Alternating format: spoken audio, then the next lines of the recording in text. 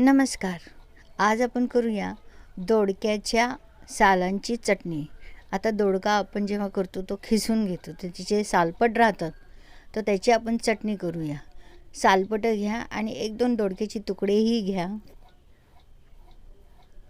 असे छोटे छोटे तुकडे करून घ्या मिक्सरच्या भांड्यामध्ये.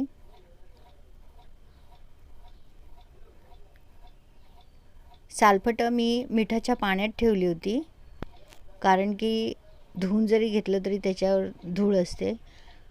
1 मूठ शेंगदाणे घ्या, भाजलेले शेंगदाणे आहेत.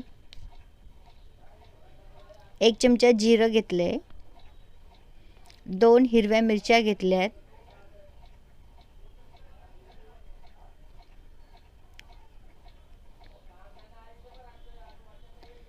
1 चमचा मीठ, तुमच्या आवडीप्रमाणे तुम्ही मीठ घेऊ शकता आणि मिरची देखील तुमच्या आवडीप्रमाणे तुम्ही घेऊ शकता.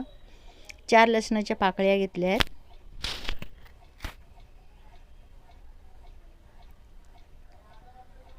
थोडं चिंच ॲड केले आणि थोडा गूळ. आता त्याच्यामध्ये थोडंसं तेल टाकूया आणि मिक्सरमधनं फिरवल्यावर तयार झाली आपली दोडक्यांच्या सालीची चटणी. ही चटणी खूप छान लागते.